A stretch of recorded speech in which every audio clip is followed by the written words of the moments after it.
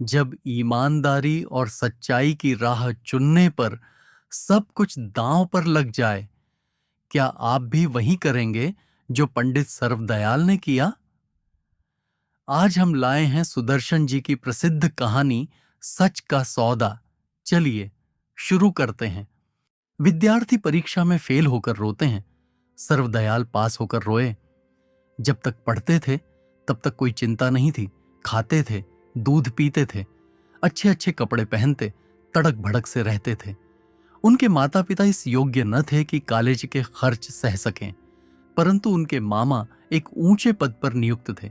उन्होंने 4 वर्ष का खर्च देना स्वीकार किया, परंतु यह भी साथ ही कह दिया, देखो, रूपया लहू बहाकर मिलता है। मैं वृद्ध हूं, जान मारकर 4 पैसे कमाता हूं। लाहौर जा रहे हो, वहां पग पग पर व्याधियां हैं, कोई चिमट न जाए। व्यसनों से बचकर डिग्री लेने का यत्न करो। यदि मुझे कोई ऐसा वैसा समाचार मिला तो खर्च भेजना बंद कर दूंगा। सर्वदयाल ने वृद्ध मामा की बात का पूरा पूरा ध्यान रखा और अपने आचार विचार से न केवल उनको शिकायत का ही अवसर नहीं दिया, बल्कि उनकी आंख की पुतली बन गए।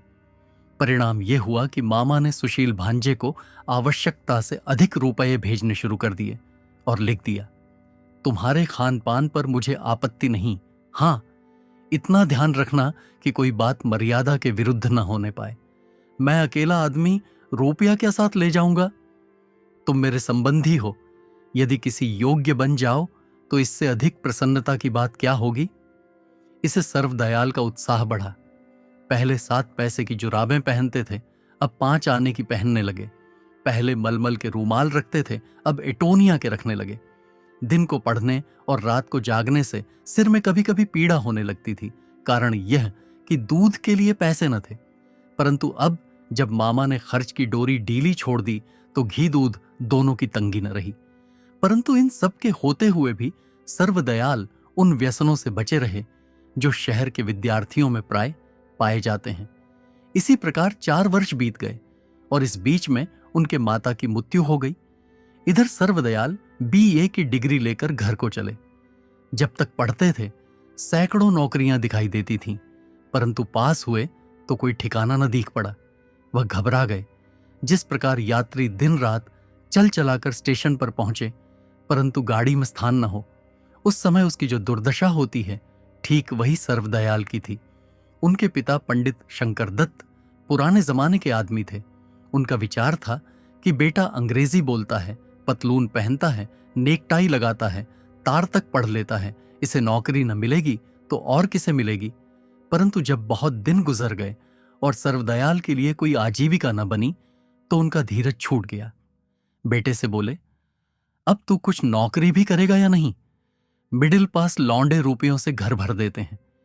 एक तू है कि पढ़ते पढ़ते बाल सफेद हो गए, परंतु कोई नौकरी ही नहीं मिलती। सर्वदयाल के कलेजे में मानो किसी ने तीर सा मार दिया। सिर झुकाकर बोले, नौकरियां तो बहुत मिलती हैं, परंतु थोड़ा वेतन देते हैं, इसलिए देख रहा हूं कि कोई अच्छा अवसर हाथ आ जाए तो करूं। शंकरदत्त ने उत्तर दिया, यह तो ठीक है, परंतु जब तक अच्छी न मिले मामूली ही कर लो, जब फिर अच्छी मिले इसे छोड़ देना।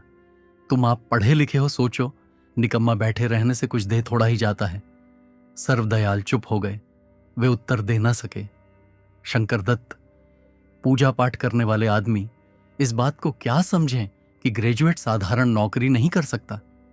दोपहर का समय था। सर्वदयाल अखबार में वांटेड वांटेड देख रहे थे। एकाएक एक विज्ञापन देखकर उनका हृदय धड़कने लगा। अंबाले के प्रसिद्ध रईस राय बहादुर हनुमंतराय सिंह एक मासिक पत्र रफीक हिंद के नाम से निकालने वाले थे। उनको उसके लिए एक संपादक की आवश्यकता थी। उच्च श्रेणी का शिक्षित और नवयुवक हो तथा लिखने में अच्छा अभ्यास रखता हो और जातीय सेवा का प्रेमी हो। वेतन 500 रुपये मासिक। सर्वदयाल बैठे थे, खड़े हो गए और सोचने लगे, यदि यह नौकरी मिल जाए तो दरिद्रता कट जाए। मैं हर प्रकार से इसके योग्य हूं। जब पढ़ते थे उन दिनों साहित्य परिषद लिटरेरी क्लब में उनकी प्रभावशाली वक्तृताओं और लेखों की धूम थी। बोलते समय उनके मुख से फूल झड़ते थे और श्रोताओं के मस्तिष्क को अपनी सूक्तियों से सुवासित कर देते थे। उनके मित्र उनको गोद में उठा लेते और कहते, तेरी वाणी में मोहिनी है। इसके सिवाय उनके लेख बड़े बड़े प्रसिद्ध पत्रों में निकलते रहे। सर्वदयाल ने कई बार इस शौक को कोसा था। आज पता लगा कि संसार में इस दुर्लभ पदार्थ का भी कोई ग्राहक है। कंपित कर से प्रार्थना पत्र लिखा और रजिस्ट्री करा दिया, परंतु बाद में सोचा व्यर्थ खर्च किया। मैं साधारण ग्रेजुएट हूं, मुझे कौन पूछेगा। 500 रुपया तनख्वाह है, सैकड़ों उम्मीदवार होंगे और एक से एक बढ़कर कई वकील और बैरिस्टर जाने को तैयार होंगे। मैंने बड़ी मूर्खता की जो 500 रुपया देखकर रीझ गया, परंतु फिर ख्याल आया जो इस नौकरी को पाएगा वह भी तो मनुष्य होगा। योग्यता सब में प्राय एक सी ही होती है। हाँ, जब तक कार्य में हाथ न डाला जाए तब तक मनुष्य झिझकता है, परंतु काम का उत्तरदायित्व सब कुछ लिखा देता है। इन्हीं विचारों में कुछ दिन बीत गए। कभी आशा कल्पनाओं की झड़ी बांध देती थी, कभी निराशा हृदय में अंधकार भर देती थी। सर्वदयाल चाहते थे कि इस विचार को मस्तिष्क से बाहर निकाल दें और किसी दूसरी ओर ध्यान दें, किंतु वे ऐसा न कर सके। स्वप्न में भी यही विचार सताने लगे। 15 दिन बीत गए, परंतु कोई उत्तर न आया। निराशा ने कहा, अब चैन से बैठो, कोई आशा नहीं। परंतु आशा बोली, अभी से निराशा का क्या कारण? 500 रुपये की नौकरी है, सैकड़ों प्रार्थना पत्र गए होंगे, उनको देखने के लिए कुछ समय चाहिए। सर्वदयाल ने निश्चय किया कि अभी एक अठवाड़ा और देखना चाहिए। उनको न खाने की चिंता थी न पीने की। दरवाजे पर खड़े डाकिये की बाट देखते थे। उसे आने में देर हो जाती तो टहलते टहलते बाजार तक चले आते, परंतु अपनी इस अवस्था को डाकिये पर प्रकट न करते और पास पहुंचकर देखते देखते आगे निकल जाते। फिर मुड़कर देखने लगते कि डाकिया बुला तो नहीं रहा। फिर सोचते कौन जाने उसने देखा भी है या नहीं। इस विचार से ढाढ़स बंध जाती, तुरंत चक्कर काटकर डाकिये से पहले दरवाजे पर पहुंच जाते और बेपरवाह से होकर पूछते, कहो भाई, हमारा भी पत्र है या नहीं? डाकिया सिर हिलाता और आगे चला जाता। सर्वदयाल हताश होकर बैठ जाते। यह उनका नित्य का नियम हो गया था। जब तीसरा अठवाड़ा भी बीत गया और कोई उत्तर न आया तो सर्वदयाल निराश हो गए और समझ गए कि वह मेरी भूल थी। ऐसी जगह सिफारिश से मिलती है, खाली डिग्रियों को कौन पूछता है। इतने ही में तार के चपरासी ने पुकारा। सर्वदयाल का दिल उछलने लगा। जीवन के भविष्य में आशा की लता दिखाई दी। लपके दरवाजे पर गए और तार देखकर उछल पड़े। लिखा था, स्वीकार है, आ जाओ। वे सायंकाल की गाड़ी में बैठे तो हृदय आनंद से गदगद हो रहा था और मन में सैकड़ों विचार उठ रहे थे। पत्र संपादन उनके लिए जातीय सेवा का उपयुक्त साधन था। सोचते थे, यह मेरा सौभाग्य है जो ऐसा अवसर मिला। जो कहीं क्लर्क भर्ती हो जाता तो जीवन काटना दूभर हो जाता। बैग में कागज और पेंसिल निकालकर पत्र की व्यवस्था ठीक करने लगे। पहले पृष्ठ पर क्या हो, संपादकीय वक्तव्य कहां दिए जाए, सार और सूचना के लिए कौन सा स्थान उपयुक्त होगा, टाइटल का स्वरूप कैसा हो, संपादक का नाम कहां रहे, इन सब बातों को सोच सोच कर लिखते गए। एकाएक विचार आया, कविता के लिए कोई स्थान न रखा और कविता ही एक ऐसी वस्तु है जिससे पत्र की शोभा बढ़ जाती है। जिस प्रकार भोजन के साथ चटनी एक विशेष स्वाद देती है, उसी प्रकार विद्वत्तापूर्ण लेख और गंभीर विचारों के साथ कविता एक आवश्यक वस्तु है। उसे लोग रुचि से पढ़ते हैं। उस समय उन्हें अपने कोई सुहृद मित्र याद आ गए जो उस पत्र को बिना पढ़े फेंक देते थे जिसमें कविता व पद्य न हो। सर्वदयाल को निश्चय हो गया कि इसके बिना पत्र को सफलता न होगी। सहसा एक मनोरंजक विचार से वे चौंक उठे। रात का समय था, गाड़ी पूरे बेग से चली जा रही थी। सर्वदयाल जिस कमरे में सफर कर रहे थे उसमें उनके अतिरिक्त केवल एक यात्री और था जो अपनी जगह पड़ा सो रहा था। सर्वदयाल बैठे थे, खड़े हो गए और पत्र के तैयार किए हुए नोट गद्दे पर रखकर इधर उधर टहलने लगे। फिर बैठकर कागज पर सुंदर अक्षरों में लिखा, पंडित सर्वदयाल BA, एडिटर रफीक हिंद, अंबाला। परंतु लिखते समय हाथ कांप रहे थे, मानो कोई अपराध कर रहे हों। यद्यपि कोई देखने वाला पास न था, तथापि उस कागज के टुकड़े को जिससे ओछापन और बालकापन छलकता था, बार बार छिपाने का यत्न करते थे, जिस प्रकार अनजान बालक अपनी छाया से डर जाता हो। परंतु धीरे धीरे ये भय का भाव दूर हो गया और वे स्वाद ले लेकर उस पंक्ति को बारंबार पढ़ने लगे। पंडित सर्वदयाल बी ए एडिटर रफीक हिंद, अंबाला वे संपादन के स्वप्न देखा करते थे।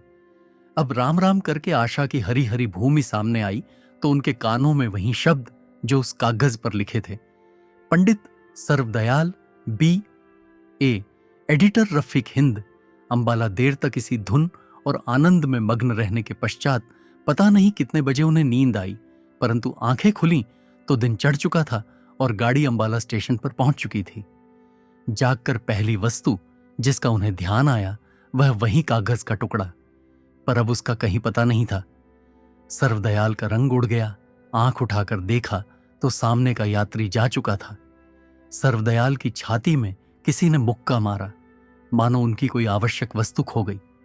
ख्याल आया, यह यात्री कहीं ठाकुर हनुमंतराय सिंह न हो। यदि हुआ और उसने मेरा औंचापन देख लिया तो क्या कहेगा। इतने में गाड़ी ठहर गई। सर्वदयाल बैग लिए हुए नीचे उतरे और स्टेशन से बाहर निकले। इतने में एक नवयुवक ने पास आकर पूछा, क्या आप रावलपिंडी से आ रहे हैं? हाँ, मैं वहीं से आ रहा हूं। तुम किससे पूछते हो? ठाकुर साहब ने गाड़ी भेजी है। सर्वदयाल का हृदय कमल की नाई खिल गया। आज तक कभी बग्घी में न बैठे थे, उचक कर सवार हो गए और आसपास देखने लगे। गाड़ी चली और एक आलीशान कोठी के हाथे में जाकर रुक गई। सर्वदयाल का हृदय धड़कने लगा। कोचवान ने दरवाजा खोला और आदर से एक तरफ खड़ा हो गया। सर्वदयाल रूमाल से मुंह पोंछते हुए नीचे उतरे और बोले, ठाकुर साहब किधर हैं? कोचवान ने उत्तर में एक मुंशी को पुकार कर बुलाया और कहा, बाबू साहब रावलपिंडी से आए हैं, ठाकुर साहब के पास ले जाओ। रफीक हिंद के खर्च का ब्यौरा इसी मुंशी ने तैयार किया था, इसलिए तुरंत समझ गया कि यह पंडित सर्वदयाल हैं, जो रफीक हिंद संपादन के लिए चुने गए हैं। आदर से बोला, आइए साहब। पंडित सर्वदयाल मुंशी के पीछे चले। मुंशी एक कमरे के आगे रुक गया और रेशमी पर्दा उठाकर बोला, चलिए, ठाकुर साहब बैठे हैं। सर्वदयाल का दिल धड़कने लगा। जो अवस्था निर्बल विद्यार्थी की परीक्षा के अवसर पर होती है, वही अवस्था इस समय सर्वदयाल की थी। शंका हुई कि ठाकुर साहब मेरे विषय में जो सम्मति रखते हैं वह मेरी बातचीत से बदल न जाए। फिर भी साहब करके अंदर चले गए। ठाकुर हनुमंतराय सिंह 30-32 वर्ष के सुंदर नवयुवक थे। मुस्कुराते हुए आगे बढ़े और बड़े आदर से सर्वदयाल से हाथ मिलाकर बोले, आप आ गए, कहिए राह में कोई कष्ट तो नहीं हुआ? सर्वदयाल ने धड़कते हुए हृदय से उत्तर दिया, जी नहीं, मैं आपके लेख बहुत समय से देख रहा हूं। ईश्वर की बड़ी कृपा है जो आज दर्शन भी हुए। निस्संदेह आपकी लेखनी में आश्चर्यमयी शक्ति है। सर्वदयाल पानी पानी हो गए। अपनी प्रशंसा सुनकर उनके हर्ष का वारा पार न रहा, तो भी संभल कर बोले, यह आपकी कृपा है। ठाकुर साहब ने गंभीरता से कहा, यह नम्रता आपकी योग्यता के अनुकूल है, परंतु मेरी सम्मति में आप सरीखा लेखक पंजाब भर में नहीं। आप माने या न माने, समाज को आप पर गर्व है। रफीक हिंद का सौभाग्य है कि आप सा संपादक उसे प्राप्त हुआ। सर्वदयाल के हृदय में जो आशंका हो रही थी वह दूर हो गई। समझे, मैदान मार लिया। वे बात का रुख बदलने को बोले, पत्रिका कब से निकलेगी? ठाकुर साहब ने हंसकर उत्तर दिया, यह प्रश्न मुझे आपसे करना चाहिए था। उस दिन 15 फरवरी थी। सर्वदयाल कुछ सोचकर बोले, पहला अंक 1 अप्रैल को निकल जाए। अच्छी बात है, परंतु इतने थोड़े समय में लेख मिल जाएंगे या नहीं, इस बात का विचार आप कर लीजिएगा। इसकी चिंता न कीजिए, मैं आज से ही काम आरंभ किए देता हूं। परमात्मा ने चाहा तो आप पहले ही अंक को देखकर प्रसन्न हो जाएंगे। एकाएक ठाकुर साहब चौंक कर बोले, कदाचित यह सुनकर आपको आश्चर्य होगा कि इस विज्ञापन के उत्तर में लगभग 2000 दरख्वास्तें आई थीं। उनमें से बहुत सी ऐसी थीं जो साहित्य और लालित्य के मोतियों से भरी हुई थीं, परंतु आपका पत्र सच्चाई से भरपूर था। किसी ने लिखा था, मैं इस समय दुकान करता हूं और 400-500 रुपए मासिक पैदा कर लेता हूं, परंतु जातीय सेवा के लिए यह सब छोड़ने को तैयार हूं। किसी ने लिखा था, मेरे पास खाने पीने की कमी नहीं है, परंतु स्वदेश प्रेम हृदय में उत्साह उत्पन्न कर रहा है। किसी ने लिखा था, मैं बारिस्ट्री के लिए विलायत जाने की तैयारियां कर रहा हूं, परंतु यदि आप यह काम मुझे दे सकें तो इस विचार को छोड़ा जा सकता है। अर्थात हर एक प्रार्थना पत्र से यही प्रकट होता था कि प्रार्थी को वेतन की तो आवश्यकता नहीं और कदाचित वह नौकरी करना अपमान भी समझता है, परंतु यह सब कुछ देश प्रेम के लिए करने को तैयार है, मानो यह नौकरी करके मुझ पर कोई उपचार कर रहा है। केवल आपका पत्र है जिसमें सच से काम लिया गया है, और यह वह गुण है जिसके सामने मैं सब कुछ तुच्छ समझता हूं। अप्रैल की पहली तारीख को रफीक हिंद का प्रथम अंक निकला तो पंजाब के पढ़े लिखे लोगों में शोर मच गया और पंडित सर्वदयाल के नाम की जहां तहां चर्चा होने लगी। उनके लेख लोगों ने पहले भी पढ़े थे, परंतु रफीक हिंद के प्रथम अंक ने तो उनको देश के प्रथम श्रेणी के संपादकों की पंक्ति में ला बिठाया। पत्र क्या था? सुंदर और सुगंधित फूलों का गुच्छा था, जिसकी एक एक कुसुम कलिका चटक चटकर अपनी मोहिनी वासना से पाठकों के मनों की मुग्ध कर रही थी। एक समाचार पत्र ने समालोचन करते हुए लिखा, रफीक हिंद का प्रथम अंक प्रकाशित हो गया है, और ऐसी शान से कि देखकर चित्त प्रसन्न हो जाता है। पंडित सर्वदयाल को इस समय तक हम केवल एक लेखक ही जानते थे, परंतु अब जान पड़ा कि पत्र संपादक के काम में भी इनकी योग्यता पराकाष्ठा तक पहुंची हुई है। अच्छे लेख लिख देना और बात है, और अच्छे लेख प्राप्त करके उन्हें ऐसे क्रम और विधि से रखना कि किसी की दृष्टि में खटकने न पाए, और बात है। पंडित सर्वदयाल की प्रभावशाली लेखनी में किसी को संदेह न था, परंतु रफीक हिंद ने इस बात को और पुष्ट कर दिया है कि आप संपादक के काम में भी पूर्णतया योग्य हैं। हमारी सम्मति में रफीक हिंद से वंचित रहना जातीय भाव से अथवा साहित्य व सदाचार के भाव से दुर्भाग्य ही नहीं वरन अपराध है। एक और पत्र की सम्मति थी। यदि हमारी भाषा में कोई ऐसी मासिक पत्रिका है जिसे यूरोप और अमेरिका के पत्रों के सामने रखा जा सकता है, तो वह रफीक हिंद है, जो सब प्रकार के गुणों से सुसज्जित है। उसके गुणों को परखने के लिए उसे एक बार देख लेना ही पर्याप्त है। निस्संदेह पंडित सर्वदयाल ने हमारे साहित्य का सिर ऊंचा कर दिया है। ठाकुर हनुमंतराय सिंह ने ये समालोचनाएं देखीं तो हर्ष से उछल पड़े। वह मोटर में बैठकर रफीक हिंद के कार्यालय में गए और पंडित सर्वदयाल को बधाई देकर बोले, मुझे यह आशा न थी कि हमें इतनी सफलता हो सकेगी। पंडित सर्वदयाल ने उत्तर दिया, मेरे विचार में यह कोई बड़ी सफलता नहीं। ठाकुर साहब ने कहा, आप कहें, परंतु स्मरण रखिए वह दिन दूर नहीं जब अखबारी दुनिया आपको पंजाब का शिरोमणि स्वीकार करेगी। इसी प्रकार एक वर्ष बीत गया। रफीक हिंद की कीर्ति देश भर में फैल गई और पंडित सर्वदयाल की गिनती बड़े आदमियों में होने लगा था। उन्हें जीवन एक आनंदमय यात्रा प्रतीत होता था, जो फूलों की छाया में तय हो और जिसे आम्र पल्लवों में बैठकर गाने वाली श्यामा और कली कली का रस चूसने वाला भौंडरा भी प्यासे नेत्रों से देखता हो कि इतने में भाग्य ने पांसा पलट दिया। अंबाला की म्यूनिसिपैलिटी के मेंबर चुनने का समय समीप आया तो ठाकुर हनुमंतराय सिंह भी एक पक्ष की ओर से मेंबरी के लिए प्रयत्न करने लगे। अमीर पुरुष थे, रुपया पैसा पानी की तरह बहाने को उद्यत हो गए। उनके मुकाबले में लाला हशमत राय खड़े हुए।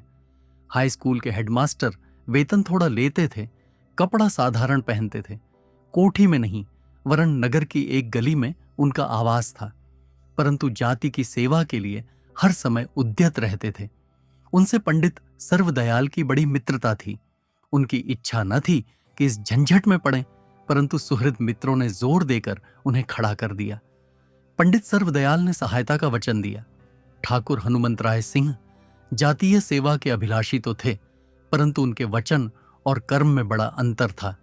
उनकी जातीय सेवा व्याख्यान झाड़ने, लेख लिखने और प्रस्ताव पास कर देने तक ही सीमित थी।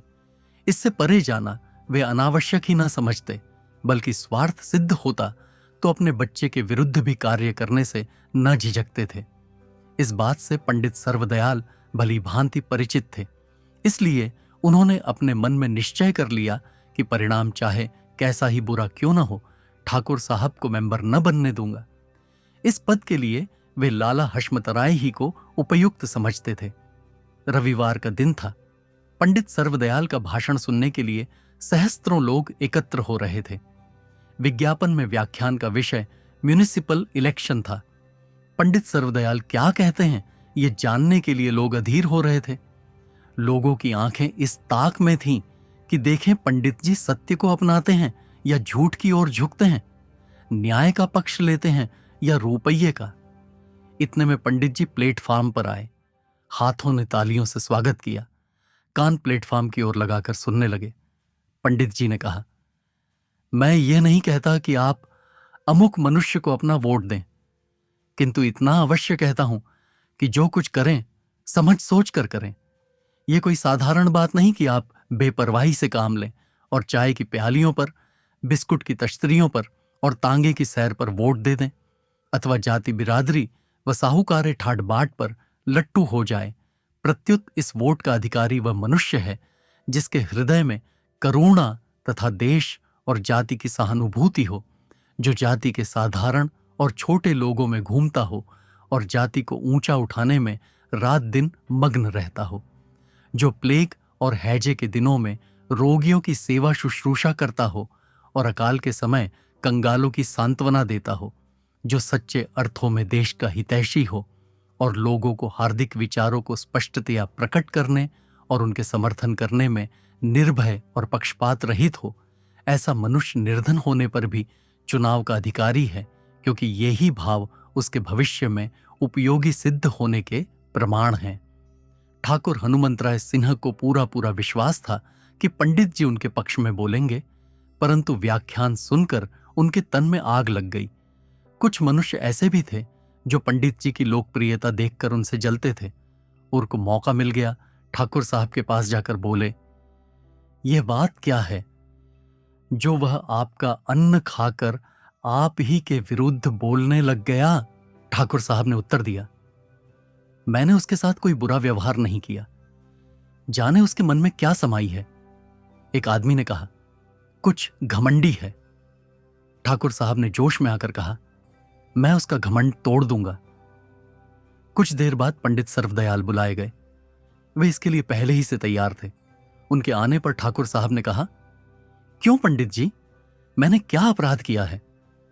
पंडित सर्वदयाल का हृदय धड़कने लगा, परंतु साहस से बोले, मैंने कब कहा है कि आपने कोई अपराध किया है? तो इस भाषण का क्या मतलब है? यह प्रश्न सिद्धांत का है। तो मेरे विरुद्ध व्याख्यान देंगे आप? पंडित सर्वदयाल ने भूमि की ओर देखते हुए उत्तर दिया, मैं आपकी अपेक्षा लाला हशमतराय को मेंबरी के लिए अधिक उपयुक्त समझता हूं। यह सौदा आपको बहुत महंगा पड़ेगा। पंडित सर्वदयाल ने सिर ऊंचा उठाकर उत्तर दिया, मैं इसके लिए सब कुछ देने को तैयार हूं। ठाकुर साहब इस साहस को देखकर दंग रह गए और बोले, नौकरी और प्रतिष्ठा भी? हां, नौकरी और प्रतिष्ठा भी। उस तुच्छ उद्धत कल के छोकरे हशमतराय के लिए? नहीं, सच्चाई के लिए। ठाकुर साहब को ख्याल न था कि बात बढ़ जाएगी, न उनका यह विचार था कि इस विषय को इतनी दूर ले जाएं, परंतु जब बात बढ़ गई तो पीछे न हट सके। गरज कर बोले, यह सच्चाई यहां न निभेगी। पंडित सर्वदयाल को कदाचित कोमल शब्दों में कहा जाता तो संभव है हठ को छोड़ देते, परंतु इस अनुचित दबाव को सहन न कर सके। धमकी के उत्तर में उन्होंने रंतु विचार हट को छोड़ देते की या हार या मैंने उसके साथ कर कहा, ऐसी निभेगी कि आप देखेंगे। क्या कर लोगे? क्या तुम समझते हो कि इन भाषणों से मैं मेंबर न बन सकूंगा? नहीं, ये बात तो नहीं समझता। तो फिर तुम अकड़ते किस बात पर हो? यह मेरा कर्तव्य है, उसे पूरा करना मेरा धर्म है, फल परमेश्वर के हाथ में है। ठाकुर साहब ने मुंह मोड़ लिया। पंडित सर्वदयाल तांगे पर जा बैठे और कोचवान से बोले, चलो। इसके दूसरे दिन पंडित सर्वदयाल ने त्याग पत्र भेज दिया। संसार की गति विचित्र है। जिस सच्चाई ने उन्हें एक दिन सुख संपत्ति के दिन दिखाए थे, उसी सच्चाई के कारण नौकरी करते समय पंडित सर्वदयाल प्रसन्न हुए थे, छोड़ते समय उससे भी प्रसन्न हुए। परंतु लाला हशमत राम ने यह समाचार सुन तो अवाक रह गए। वह भागे भागे पंडित सर्वदयाल के पास जाकर बोले, भाई, मैंने मेंबरी छोड़ी, तुम अपना त्याग पत्र लौटा लो। पंडित सर्वदयाल के मुखमंडल पर एक अपूर्व तेज की आभा दमकने लगी, जो इस मायावी संसार में कहीं कहीं ही देख पड़ती है। उन्होंने धैर्य और दृढ़ता से उत्तर दिया, यह असंभव है। क्या मेरी मेंबरी का इतना ही ख्याल है? नहीं, यह सिद्धांत का प्रश्न है। लाला हशमत राय निरुत्तर होकर चुप गए। सहसा उन्हें विचार आया कि रफीक हिंद पंडित जी को अत्यंत प्रिय है, मानो वह उनका प्यारा बेटा है। धीर भाव से बोले, रफीक हिंद को छोड़ दोगे? हां, छोड़ दूंगा। फिर क्या करोगे? कोई और काम कर लूंगा, परंतु सच्चाई को न छोड़ूंगा। पंडित जी, भूल रहे हो, अपना सब कुछ गंवा बैठोगे, परंतु सच तो बचा रहेगा। मैं यह चाहता हूं। लाला हशमत राय ने देखा कि अब और कहना निष्फल है, चुप होकर बैठ गए। इतने में ठाकुर हनुमंतराय के नौकर ने पंडित सर्वदयाल के हाथ में लिफाफा रख दिया। उन्होंने खोलकर पटाड़ और कहा, मुझे पहले ही आशा थी। लाला हशमत राय ने पूछा, क्या है? देखूं? त्यागपत्र स्वीकार हो गया। ठाकुर हनुमंतराय सिंह ने सोचा, यदि अब भी सफलता न हुई तो नाक कट जाएगी। धनवान पुरुष थे, थैली का मुंह खोल दिया। सुहार आर्द मित्र और लोलुप खुशामदियों की सम्मति से कारीगर हलवाई बुलवाए गए और चूल्हे गर्म होने लगे, तांगे दौड़ने लगे और वोटों पर रुपए निछावर होने लगे। अब तक ठाकुर साहब का घमंडी सिर किसी बूढ़े के आगे भी न झुका था, परंतु इलेक्शन क्या आया, उनकी प्रकृति ही बदल गई। अब कंगाल से कंगाल आदमी भी मिलता तो मोटर रोक लेते और हाथ जोड़कर नम्रता से कहते, कोई सेवा हो तो आज्ञा दीजिए, मैं दास हूं। कदाचित ठाकुर साहब का विचार था कि लोग इस प्रकार वश में हो जाएंगे, परंतु यह उनकी भूल थी। हां, जो लालची थे वे दिन रात ठाकुर साहब के घर मिठाइयां उड़ाते थे और मन में प्रार्थना करते थे कि काश गवर्नमेंट नियम बदल दे और इलेक्शन हर तीसरे महीने हुआ करे। परंतु लाला हशमतराय की ओर से न तो तांगा दौड़ता था, न लड्डू बंटते थे। हां, 2-4 सभाएं अवश्य हुईं, जिनमें पंडित सर्वदयाल ने धारा प्रवाह व्याख्यान दिए और प्रत्येक रूप से यह सिद्ध करने का यत्न किया कि लाला हशमतराय से बढ़कर मेंबरी के लिए और कोई आदमी योग्य नहीं। इलेक्शन का दिन आ पहुंचा। ठाकुर हनुमंतराय सिंह और लाला हशमतराय दोनों के हृदय धड़कने लगे। जिस प्रकार परीक्षा का परिणाम निकलते समय विद्यार्थी अधीर हो जाते हैं। दोपहर का समय था, पर्चियों की गिनती हो रही थी। ठाकुर हनुमंतराय के आदमी फूलों की मालाएं, विक्टोरिया बैंड और आतशबाजी के गोले लेकर आए थे। उनको पूरा पूरा विश्वास था कि ठाकुर साहब मेंबर बन जाएंगे, और विश्वास का कारण भी था क्योंकि ठाकुर साहब का 25,000 उठ चुका था। परंतु परिणाम निकला तो उनकी तैयारियां धरी धराई रह गईं। लाला हशमतराय के वोट अधिक थे। इसके 15वें दिन पंडित सर्वदयाल रावलपिंडी को रवाना हुए। रात्रि का समय था, आकाश तारों से जगमगा रहा था। इसी प्रकार की रात्रि थी जब वे रावलपिंडी से अंबाले को आ रहे थे। किंतु इस रात्रि और उस रात्रि में कितना अंतर था। तब हर्ष से उनका चेहरा लाल था, आज नेत्रों से उदासी टपक रही थी। भाग्य की बात, आज सूट भी वहीं पहना हुआ था जो उस दिन था। उसी प्रकार कमरा खाली था और एक मुसाफिर एक कोने में पड़ा सो रहा था। पंडित सर्वदयाल ने शीत से बचने के लिए हाथ जेब में डाला तो कागज का एक टुकड़ा निकल आया। देखा तो वही कागज था जिसे वर्ष पहले उन्होंने बड़े चाव से लिखा था। पंडित सर्वदयाल B.A, एडिटर रफीका हिंद। अंबाला उस समय इसे देखकर आनंद की तरंगे उठी थीं। आज शोक आ गया। उन्होंने इसके टुकड़े टुकड़े कर दिए और कंबल ओढ़कर लेट गए, परंतु नींद न आई। कैसी शोकजनक और हृदयद्रावी घटना है कि जिसकी योग्यता पर समाचार पत्रों के लेख निकलते हों, जिसकी वक्त आरारताओं पर वग्मिता निछावर होती हो, जिसका सत्य स्वभाव अटल हो, उसको आजीविका चलाने के लिए केवल 500 रुपए की पूंजी से दुकान करनी पड़े। निस्संदेह यह सभ्य समाज का दुर्भाग्य है। पंडित सर्वदयाल को दफ्तर की नौकरी से घृणा थी और अब तो वे 1 वर्ष एडिटर की कुर्सी पर बैठ चुके थे। हम और हमारी सम्मति का स्वाद झक चुके थे, इसलिए किसी नौकरी को मन न मानता था। कई समाचार पत्रों में प्रार्थना पत्र भेजे, परंतु काम न मिला। विवश होकर उन्होंने दुकान खोली, परंतु दुकान चलाने के लिए जो चालें चली जाती हैं, जो झूठ बोले जाते हैं, जो अधिक से अधिक मूल्य बताकर उसको कम से कम कहा जाता है, इससे पंडित सर्वदयाल को घृणा थी। उनको मान इस बात का था कि मेरे यहां सच का सौदा है, परंतु संसार में इस सौदे के ग्राहक कितने हैं। उनके पिता उनसे लड़ते थे, झगड़ते थे। पंडित सर्वदयाल ये सब कुछ सहन करते थे और चुपचाप जीवन के दिन गुजारते जाते थे। उनकी आय इतनी न थी कि पहले की तरह तड़क भड़क से रह सकें, इसलिए न कॉलर नेकटाई लगाते थे, न पतलून पहनते थे। बालों में तेल डाले महीनों बीत जाते थे, परंतु उन्हें कोई चिंता न थी। घर में गाय रखी हुई थी, उसके लिए चारा काटते थे, सानी बनाते थे। कहार रखने की शक्ति न थी, अतः कुएं से पानी भी आप लाते थे।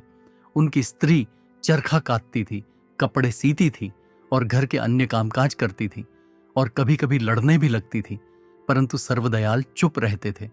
प्रातःकाल का समय था। पंडित सर्वदयाल अपनी दुकान पर बैठे रफीक हिंद का नवीन अंक देख रहे थे, जैसे एक माली सिर तोड़ परिश्रम से फूलों की क्यारियां तैयार करे और उनको कोई दूसरा माली नष्ट कर दे। इतने में उनकी दुकान के सामने एक मोटर कार आकर रुकी और उसमें से ठाकुर हनुमंतराय सिंह उतरे। पंडित सर्वदयाल चौंक पड़े। ख्याल आया, आंखें कैसे मिलाऊंगा। एक दिन वह था कि इनमें प्रेम का वास था, परंतु आज उसी रुथान पर लज्जा का निवास है। ठाकुर हनुमंतराय ने पास आकर कहा, आहा, पंडित जी बैठे हैं। बहुत देर के बाद दर्शन हुए। कहिए क्या हाल है।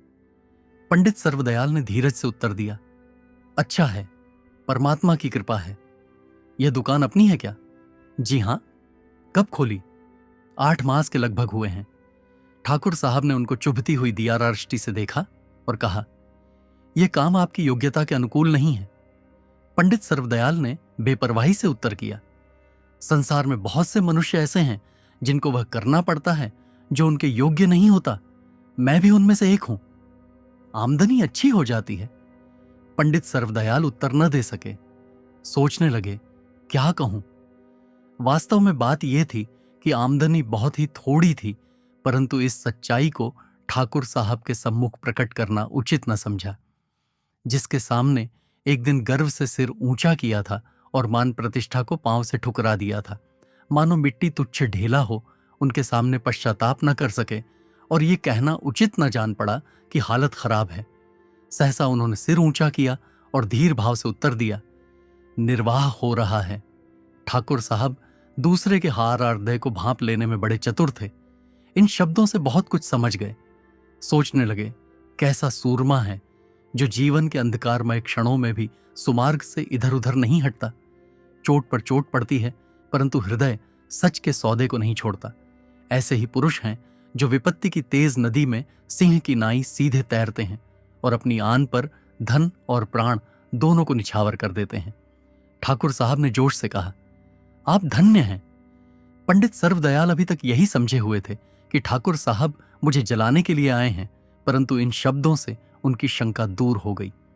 अंधकार आवृत आकाश में किरण चमक उठी। उन्होंने ठाकुर साहब के मुख की ओर देखा। वहां धीरता, प्रेम और लज्जा तथा पश्चाताप का रंग झलकता था। आशा ने निश्चय का स्थान लिया। सकुचाए हुए बोले, यह आपकी कृपा है, मैं तो ऐसा नहीं समझता। ठाकुर साहब अब न रह सके। उन्होंने पंडित सर्वदयाल को गले से लगा लिया और कहा, मैंने तुम पर बहुत अन्याय किया है, मुझे क्षमा कर दो। रफीक हिंद को संभालो। आज से मैं तुम्हें छोटा भाई समझता हूं। परमात्मा करे तुम पहले की तरह सच्चे, विश्वासी, न्यायप्रिय और दाअरड़ बने रहो। मेरी यही कामना है। पंडित सर्वदयाल अवाक रह गए। वे समझ न सके कि यह सच है। सचमुच ही भाग्य ने फिर पलटा खाया है। आश्चर्य से ठाकुर साहब की ओर देखने लगे। ठाकुर साहब ने कथन को जारी रखते हुए कहा, मैंने हजारों मनुष्य देखे हैं जो कर्तव्य और धर्म पर दिन रात लेक्चर देते नहीं थकते, परंतु जब परीक्षा का समय आता है तो सब कुछ भूल जाते हैं। एक तुम हो जिसने इस जादू पर विजय प्राप्त की है। उस दिन तुमने मेरी बात रद्द कर दी, लेकिन आज यह न होगा। तुम्हारी दुकान पर बैठा हूं, जब तक हां न कहोगे तब तक यहां से नहीं हिलूंगा। पंडित सर्वदयाल की आंखों में आंसू झलकने लगे। गर्व ने गर्दन झुका दी। तब ठाकुर साहब ने 100 के 10 नोट बटुए में से निकालकर उनके हाथ में दिए और कहा, यह तुम्हारे साहस का पुरस्कार है, तुम्हें इसे स्वीकार करना होगा। पंडित सर्वदयाल अस्वीकार न कर सके। ठाकुर हनुमंतराय जब मोटर में बैठे तो पुलकित नेत्रों में आनंद का नीर झलकता था, मानो कोई निधि हाथ लग गई हो। उनके साथ एक अंग्रेज मित्र बैठा था। उसने पूछा, वेल ठाकुर साहब, इस दुकान में क्या था तुम ढेर खड़ा मांगता? वह चीज जो किसी भी दुकान पर नहीं। कौन सा? सच का सौदा। परंतु अंग्रेज इससे कुछ न समझ सका। मोटर चलने लगी। अगर आपको यह कहानी पसंद आई हो तो वीडियो को लाइक करें और चैनल को सब्सक्राइब करना न भूलें। धन्यवाद।